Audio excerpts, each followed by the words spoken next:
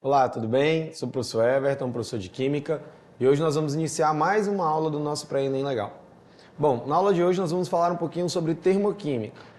Termoquímica, pessoal, é um dos conteúdos, uma das temáticas que todos os anos vão aparecer nas provas do Enem. Por quê? É a temática que envolve energia, que envolve consumo, que envolve gasto, que envolve conservação de energia. Então a termoquímica, ela é muito importante, ela está ali no top 5, dos 5 conteúdos de química que mais vão aparecer nas provas do Enem. E para entender um pouquinho de termoquímica, a gente precisa entender dois conceitos que é relacionado à troca e a recebimento de calor. Então olha só na tela. Quando eu falo de termoquímica, nós precisamos entender que existem dois processos. Um processo que é exotérmico e um processo que é endotérmico.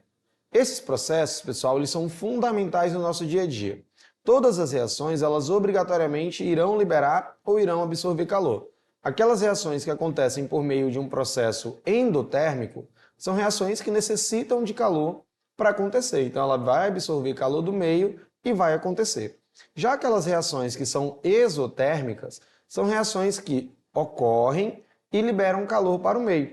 Então, é só a gente lembrar da origem da palavra. Endo é para dentro e exo é para fora. Então, toda reação que é endotérmica, ela vai absorver calor. Perceba aí na imagem que o calor está entrando na reação endotérmica e a reação exotérmica, ela vai liberar calor, o calor está saindo. Então veja bem, a reação vai acontecer e ela vai expulsar calor para o meio. Então você tem uma reação exotérmica. Se essa reação acontecer e retirar calor do meio, você tem então uma reação endotérmica. Por exemplo, ao você passar álcool na sua mão, no seu braço, você vai perceber uma sensação de resfriamento. O que está acontecendo ali? Aquele álcool ele evapora com facilidade, ele é volátil, e ao evaporar ele vai retirar o calor da sua pele, ele vai retirar o calor do seu corpo. Logo, é uma reação exotérmica.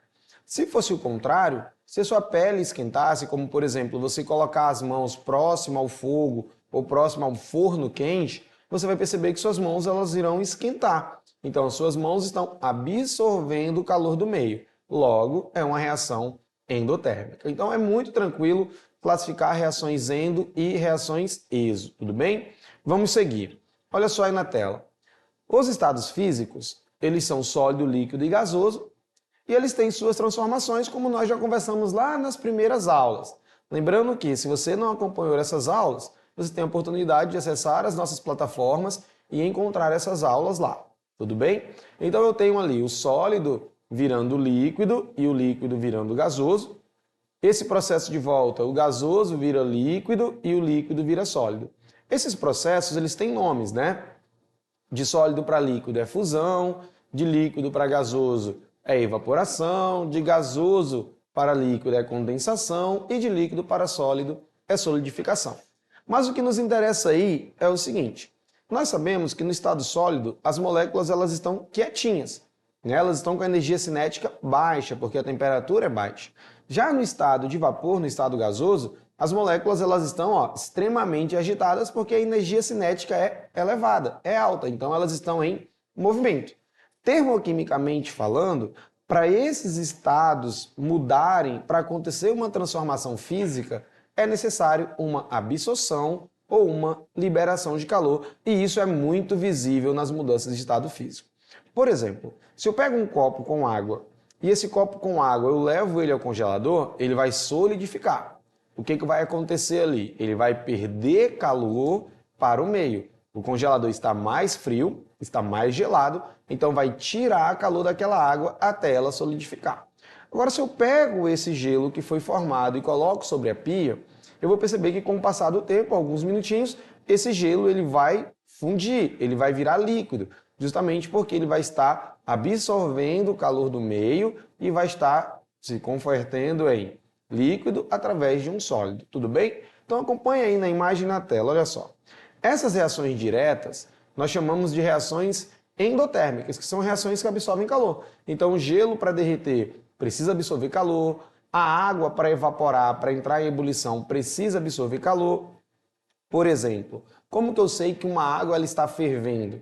Você precisa observar se a formação de bolhas. A água ela não vai entrar em ebulição do nada, você precisa levar ela ao fogo. Então, levando uma panela com água ao fogo, essa água vai absorver calor do meio e vai mudar para o estado gasoso. Então, reações diretas que vão para a direita são reações endotérmicas.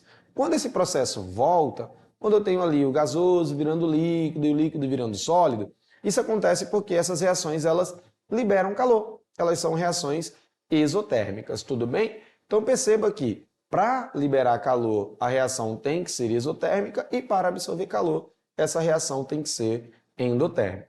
Quando a gente fala de estado físico, isso é muito comum aparecer em provas, tá? Por exemplo, por que ocorre o aumento das águas de rios, mares e oceanos devido ao derretimento das calotas polares?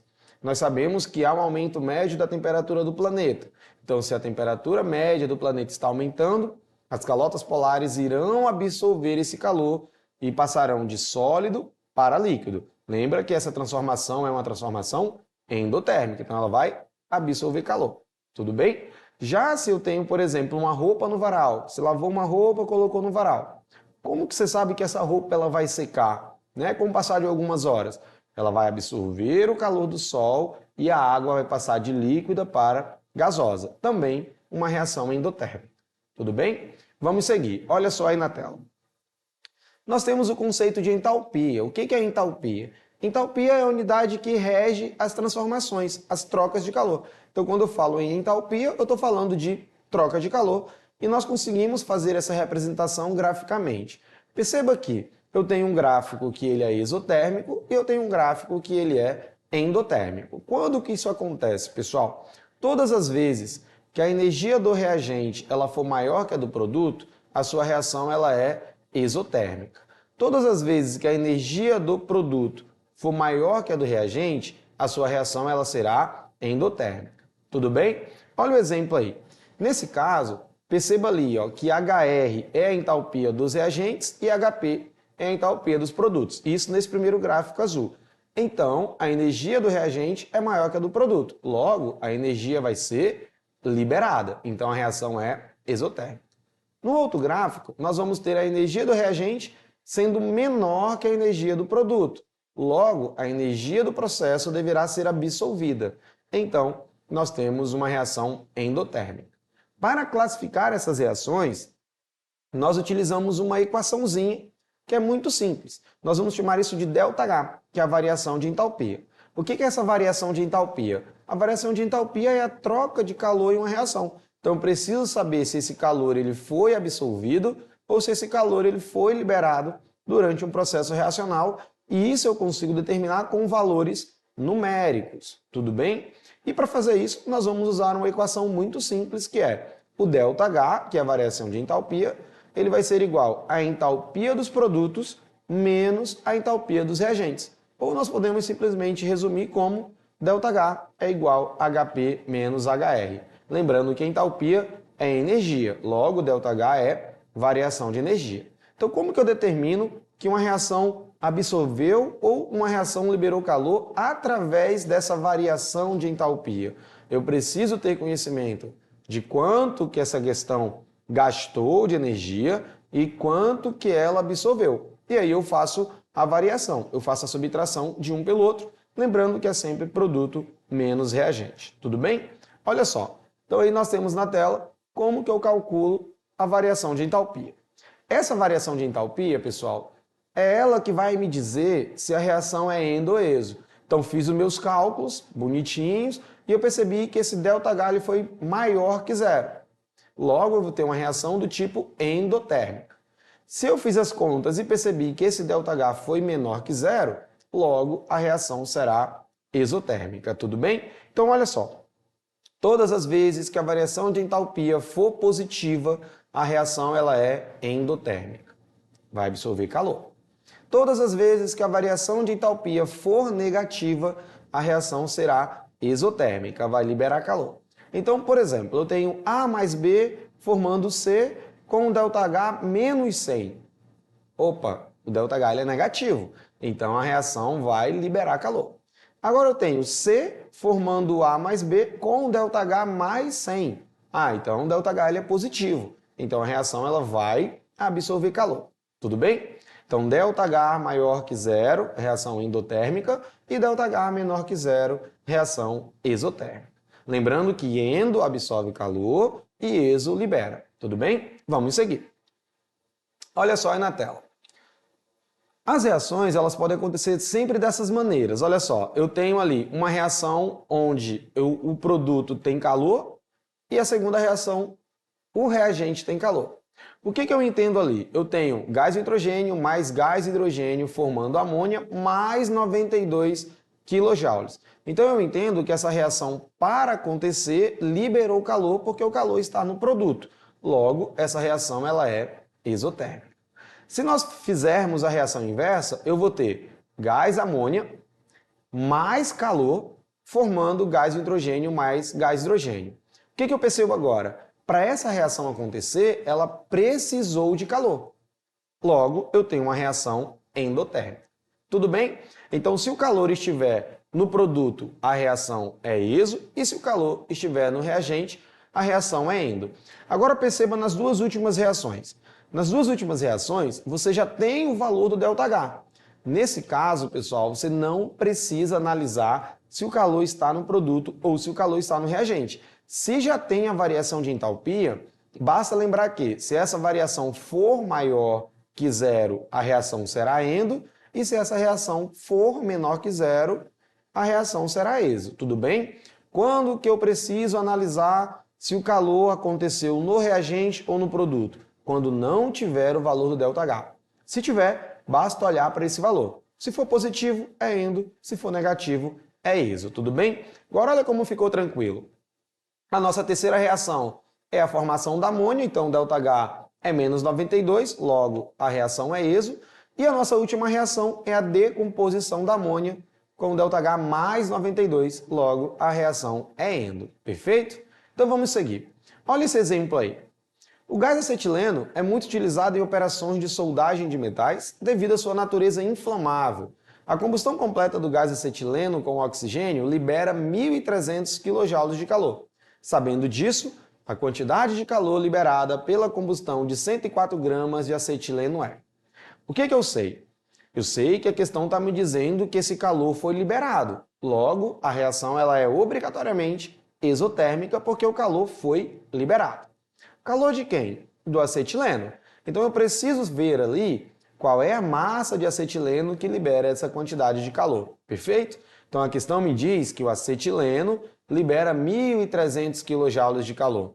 Só que ele quer saber da gente, e se nós utilizarmos 104 gramas de acetileno, quanto que eu vou produzir de calor? E aí nós caímos em uma estequiometria.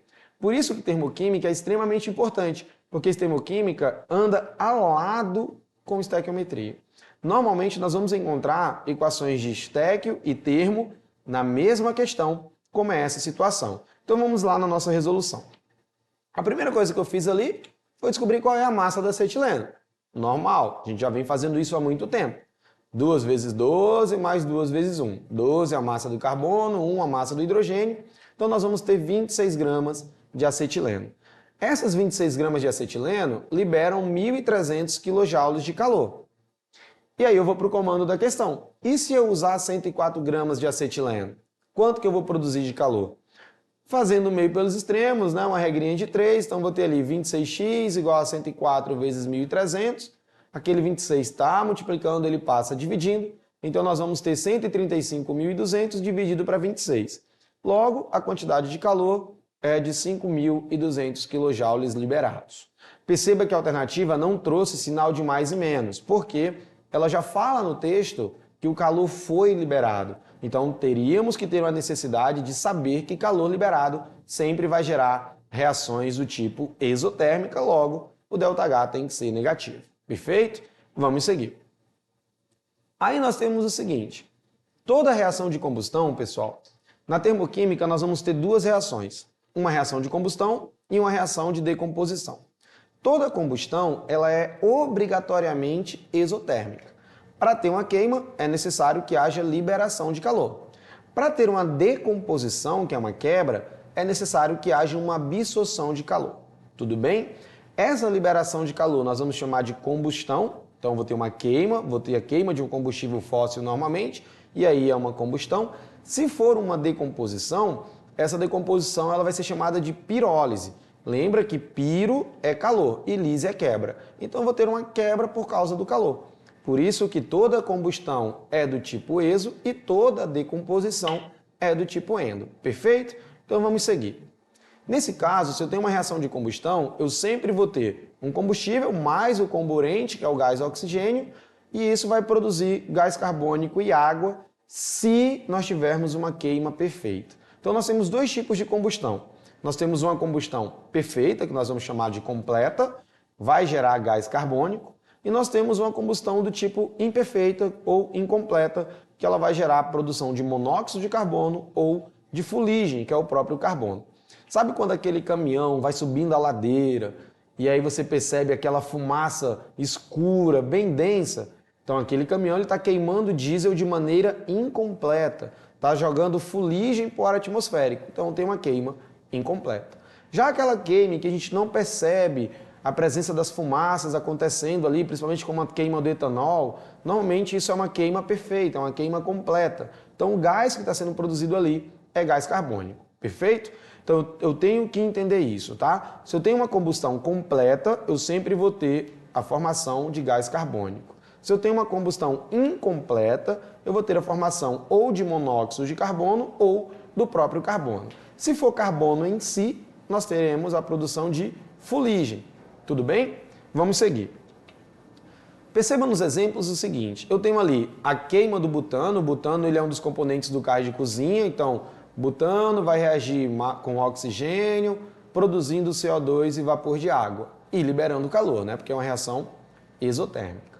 A segunda reação é a queima do octano. O octano é um dos constituintes da gasolina, então o octano vai reagir com gás oxigênio, produzindo CO2 e água. Já a terceira reação é a combustão do metano. Perceba que a combustão do metano está produzindo monóxido de carbono, está produzindo CO e não CO2. Logo, essa queima é uma queima incompleta, tudo bem? Ah, professor, mas o butano sempre vai gerar uma queima completa e o metano sempre vai gerar uma queima incompleta?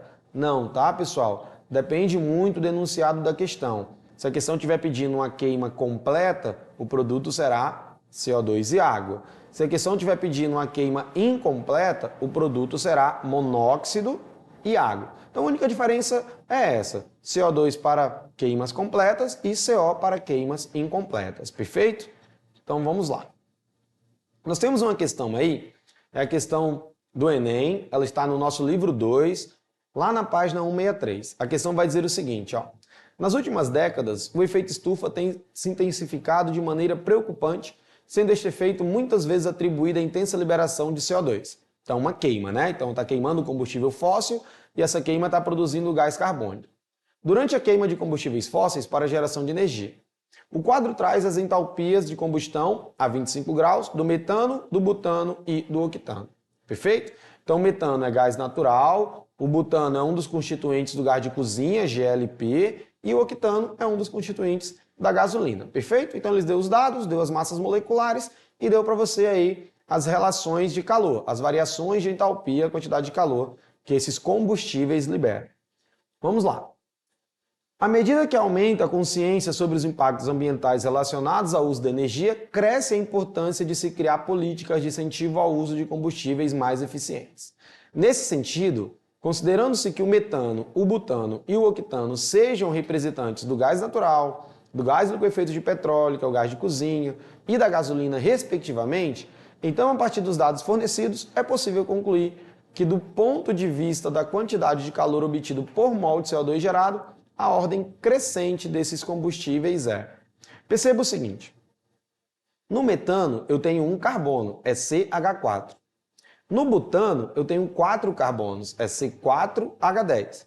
No octano nós temos C8, então é C8H18, então nós vamos ter 8 carbonos. Cada combustível libera na queima a quantidade de carbonos que ele tem.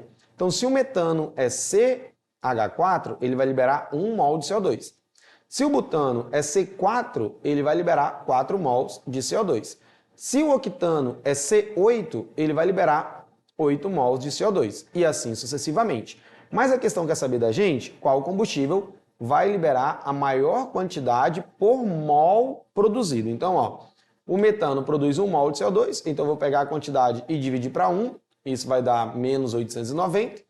O butano produz 4 mols, então eu vou pegar a quantidade de calor que ele libera, que é 2.878, e dividir para 4, isso vai dar 719, aproximadamente, né?